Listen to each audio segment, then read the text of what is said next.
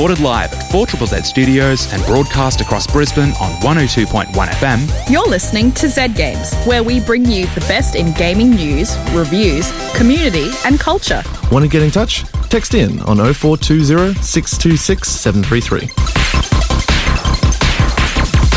Welcome to Z Games, where we talk about gaming things and more gaming things. And we don't play. And we don't play. Yeah. We don't play around. Wait, no. No, yeah, that's right. We don't play around. We don't play around. Yeah. Mm. We just play games. Yeah. Yeah. Emotional games. My name is Evie, and we are here. I'm here tonight with the wonderful Caitlin. Oh, thank you. Yes. Just us two, an intimate evening. Yes. Yeah. Playing around. With games. With games. Just to clarify. All right. Well, I don't really know what's happening this evening. We're just going to pretty much just listening to news. Just going to see how it goes. Just go with the flow. Yeah, we're going with the flow. Yeah. Taking it easy. Yeah. We'll also be talking about the Call of Duty mobile app. Oh, really? Yeah. Ooh. Because I've been playing it. Is it a good one? It's pretty good. Don't want to give too much away.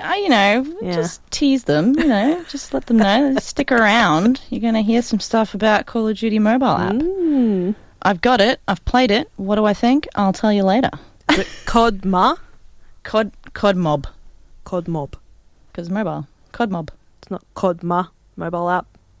Possibly. You know, how's it COD Blops? COD Blops. Yes. COD Ma. COD Ma. COD Ma. I don't even know what we're saying anymore. It's descended already. The show. Oh, look. Just like that, this is slightly off topic, but my mother did actually send me today a photo. It was the Chaser article. I've got to bring it up. Oh, so that's really hilarious. White House unveils Trump presidential portrait.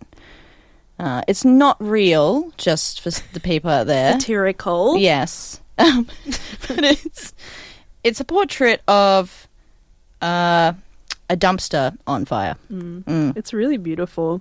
It is. It's stunning. I've had a bit of a gas about that before we started. Oh, boy. Oh, the world is falling apart. Oh. Yeah, it is falling apart. Anyway, I'm going to play some news. This week in gaming news, Riot Games doesn't want League of Legends broadcasters discussing sensitive topics on air.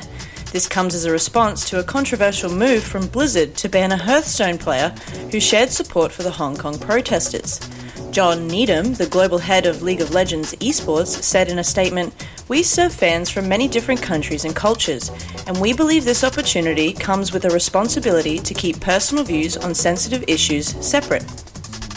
As of 2015, Riot Games is entirely owned by the Chinese tech giant Tencent. Blizzard has banned NG Wei Cheng, aka Blizzchung, from participating in tournaments for an entire year, as well as withholding any winnings he would have received from participating after saying in a post-game interview, "Liberate Hong Kong, revolution of our age," which triggered Blizzard's reaction.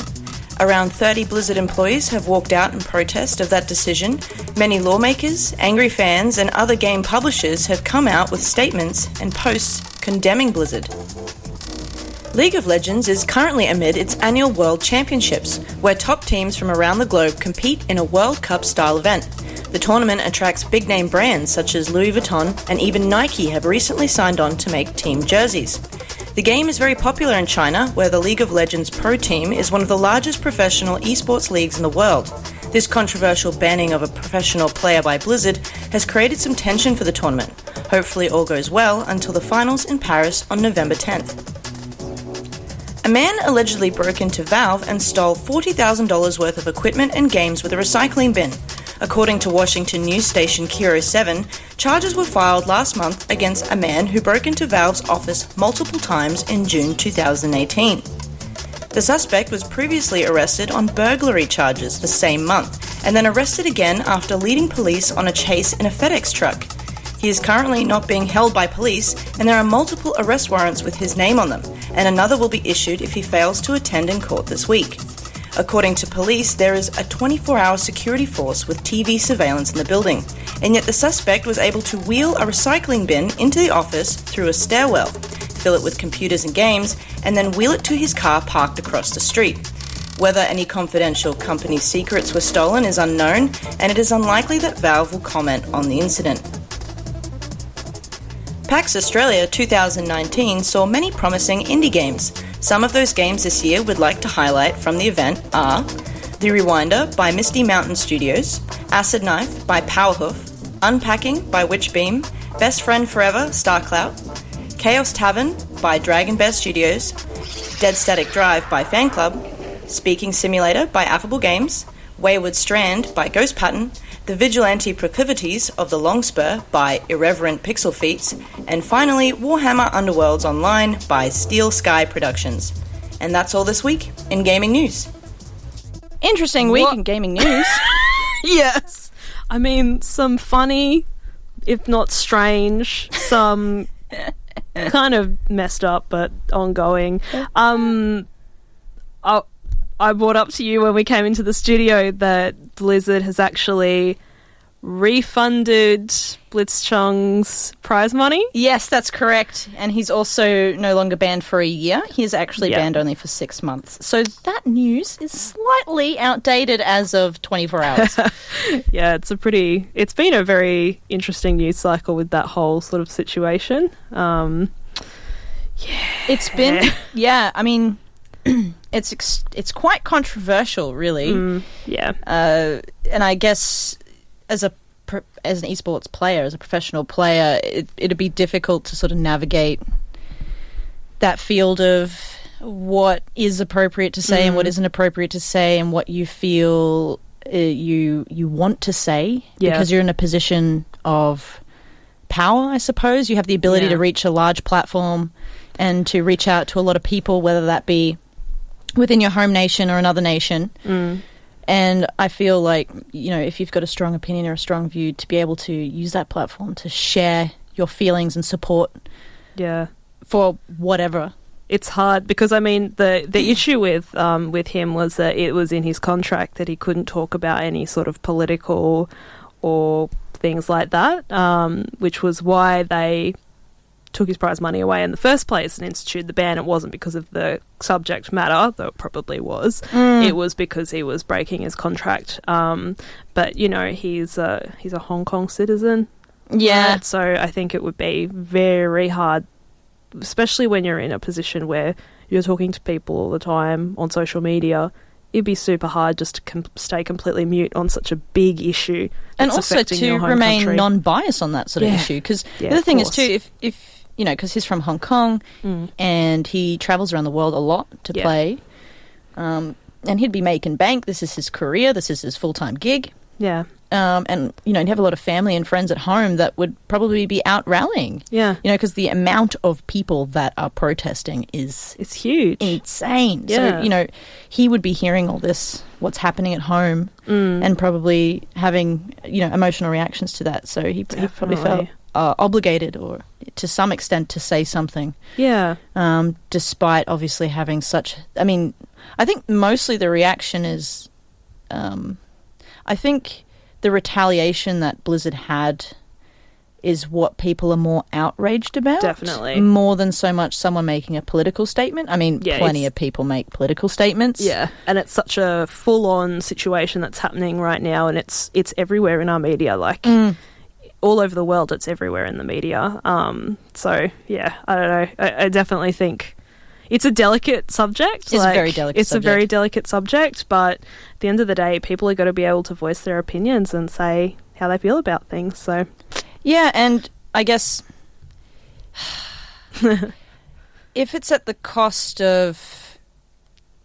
I guess you got to weigh up what means more to you. Yeah. You know, it's about tossing up, like, obviously this is his life, and to make it as a professional gamer, a pro gamer, work. Yeah. that is amazing. Yeah, it's super hard work. And they've been, whether they realize it or not, but a lot of those pro gamers have been training their entire lives, whether they're aware of it or not. But, you know, to toss up between what's happening for you at home and what you believe and what you feel, and toss up the career that you've had in order to make a statement is a pretty big deal. And Massive Blizzard deal. typically are very liberal, very inclusive, all-inclusive company. You know, they have games that represent many different types of genders and sexualities. And, absolutely. one of the most, in my personal opinion, I think that Blizzard are fantastic with working with their fan base and their community and really listening. Yeah, responding So I was actually, well. Yeah, so I was actually quite shocked. I was really quite shocked by how harsh they were. Yeah, definitely. But, you know, in saying that, Blizzard is 40% owned by a Chinese company, as far as I'm aware. So, you know, we don't know. I'm not pretending to know. My hands are in the air. I have no idea. The other story. But the other story today, which is hysterical. Yes. So a dude broke into Valve and stole $40,000 worth of equipment with a recycling bin. Like, the fact that he broke in and stole $40,000 of equipment obviously is terrible, but the thought of a guy just, like, wheeling around the office, dunking computers into his wheelie bin, and then just wheeling... Did it say he went out the stairwell? So he, smashed down the stairwell, like, dunk, dunk, dunk, dunk, dunk, with his wheelie bin. Across the street. And then presumably either shoves the whole wheelie bin in his car or just empties the contents in his boot. Like, dude! And didn't get caught. You said there were security people? 24-hour security team. Like... And TV surveillance. And there's camera and surveillance. TV surveillance. The only thing that we could think in this situation was maybe he was just wearing, like, a boiler suit. He went in. They were like, what are you doing? And he's like, I'm Steve. I'm taking the recycling. I do this every week. I gotta like, shred the paper, guys. He is wearing a boiler suit. All right. He's wearing high-vis. Like, it's fine. He's probably meant to be here. Off he goes with his $40K worth of just monitors and crap, apparently. Well, it's equipment and... So my understanding is it's, like, computers... and games. Like, he just pretty much grabbed anything and threw it into a bin, I guess. Whatever he could slide into the bin. For people who don't know who Valve are the company that owns Steam. Yes. And Steam is the largest gaming distribution platform in the world. Yep. I think they're currently up to...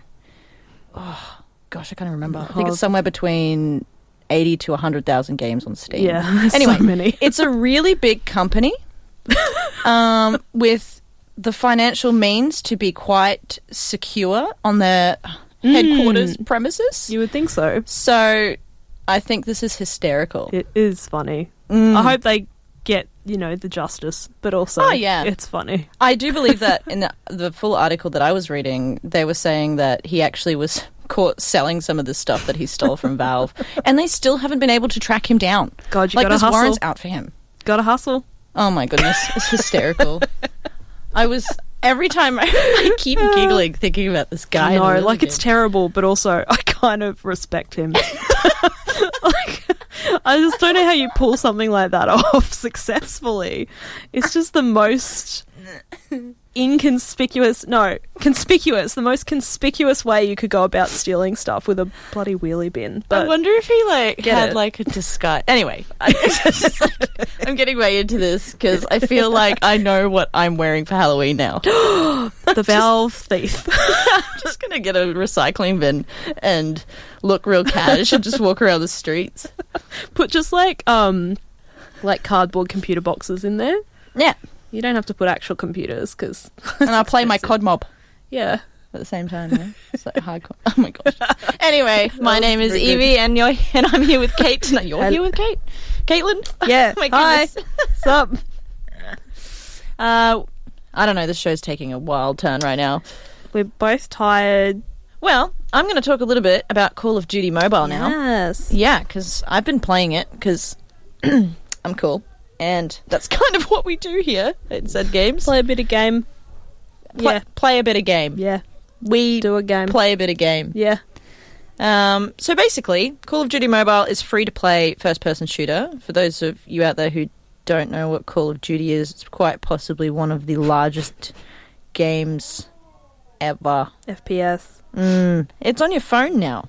So if you've got an iOS or an Android, you can play this. Wow. Yeah. It's actually really good. I quite like it. It's the typical setup with first-person shooter where you can customize your weapons and you have a series of loadouts. So you get 2 loadouts to begin with when you're starting out, and then you unlock them as you level up. It's a little bit of a pay-to-win experience. Microtransactions. Lots of microtransactions, which is fine. If you're hardcore into the game and you really like it, you do get... They have obviously a matchmaking system based around, obviously, what you've unlocked. Mm-hmm. So if you have spent money, you will be playing with other people who have also spent money. Oh, and if you don't spend money, then you don't play with people who also are like me and have no money. So or just refuse to spend it on a mobile game, which is fair enough. Yeah, essentially. I mean, there are actually like so much stuff that you can unlock, and I was playing it consecutively, like every day for 4 days, and every day you log Really? it. Yeah, it was actually quite addictive, and I was really surprised because I thought my phone was gonna like have a bit of a meltdown, like literal meltdown. Because usually when you play online shooter games, things get pretty heated in your computer. So my tiny little phone computer, I was like, this is not going to go well. This is Call of Duty. But actually, it doesn't destroy your battery life. It honestly doesn't. It's the first game that I have played that is quite high quality like this. And you're a 6v6 online shooter game on your mobile where your phone doesn't just die. And like you were showing me just before, the graphics are really nice. Like, it's really smooth. It doesn't feel laggy or anything like that. But yeah, it looks really good. It is super polished. I'm pretty sure there's actually, in the options, you can actually like turn things down if you like, if your phone is sort of struggling. But I haven't had to do anything, and I'm on a Samsung Galaxy S8. Yes, an S8. So it's not a super new phone, but it's also not particularly dated. So it's not an iPhone 3. No. iPhone 3. Oh my gosh. That was a while ago. They're switching off 3G. Anyway. Subtle hint. Yeah, it's really good. Something that I'd like to commend Call of Duty, or well, Activision, for doing is that... Well, sorry, Activision's the publisher. I should really be crediting Tencent Games and Timmy Studio Group. But the UI, the user interface on the actual game, so the movement, because it's a phone, it's not like on your PlayStation or your keyboard, or you've got a keyboard on the PC. Your thumbs are obviously interfering with what you see around you in your scene. Oh, yeah. So when you're designing a mobile game, or at least some of my experience with mobile games and other designers who've made mobile games, is that your field of view is really important. And for a first-person shooter, field of view and like your vision is like really, really important. Yeah, definitely. But yeah, I actually found that like the way that they designed it is that you can touch your thumb anywhere on the left-hand side or the right-hand side for your movement and your vision, and it's not obtrusive. You've got like really quick hotkeys to like tap to shoot or tap to zoom in. Yeah. You've also got like if you're playing with a sniper rifle, you can hold down to look through the scope and then just let go to fire once you've sort of lined up. So yeah, it's very impressive. I'm very impressed. Cool. I thought this would be a bit like Donald Trump's portrait. A dumpster fire. A dumpster fire. When I first was like, oh, this is coming to mobile. This is not going to go well. Mobile. I am eating humble pie because it is actually quite good. Yeah. There you go. So do you think, as far as the microtransactions go, because I know that's something that turns people off sometimes, if you're willing to pay it, that's great. But if you actually don't want to, do you think you can still have an enjoyable experience with the game? Oh, yeah, definitely. Because there's plenty of different events that they bring out. Like, I think there's a Battle Royale that's coming out soon for it as well. And there's lots of different modes to play. There's lots of different things to unlock. And I imagine that with all the updates that they bring out, there'll be other things for people who aren't paying to experience. Obviously, I think they're going to try to encourage you to pay. Yeah, because obviously. every time I log in, there's like 10 pop-ups going, buy this pack to get this skin for your gun or rah, rah, rah. And I'm like, go away, like frantically pushing the close because I know me and I'll be like, ooh, It's very that looks tempting. nice, and it's only $1. Like, But then you always regret it, right? yeah, but that's the thing with microtransactions is that eventually they're not so micro. Yeah. They're big. Yeah. And we're having a go at microtransactions, but like obviously if you can afford to and it's going to make the game a more enjoyable experience, Also, go nuts. But you don't have to. yeah, but also for like the indie developers out there and the small-time studios, Yes. if they have microtransactions, I can guarantee you that your money is going to support Exactly. them creating more indie games and content. So, Yeah. same with advertisement. People complain all the time about having ads in little games that they buy. And it's like, how do you think game designers get paid if you get a free game or you only Make the pay money. Yeah, it is supporting them. Yeah. So, Yeah. I mean, you don't have to support Activision. I think they're doing quite well. I know for me, like, if it's an indie game, I'll be like, yeah, definitely. Yeah, it's like Drop the Untitled money. Goose Game. You're like $30. You know what? Take my money. 100%. Like, Take my money. I know it's an indie game. I know it's Australian based. I'll be like, yes, definitely support indies. But yeah, if it's like a big, like, if there was some, I don't know, like Riot game or something that I was playing on mobile, I'd just be like, you want my money? No. Like, I play Because Animal. the people would be. They're Yeah. guaranteed to be people that are spending hundreds of dollars. Exactly. There's people out there. Like, Pocket Camp is owned by Nintendo. I ain't spending money. They don't need it. I do. Yeah, I need money. Please. Anyway, we've had a really good show, haven't we, Caitlin? We've had a really good show. Just I've had you and fun. me. Yeah. We don't need anyone else. No, we don't. So, you guys are off the hook. Yeah. No, please I'll go back. chase them down now after the show. So we're I'm going to say goodbye. Thank you, everyone. Anyway, Good day. bye. Bye.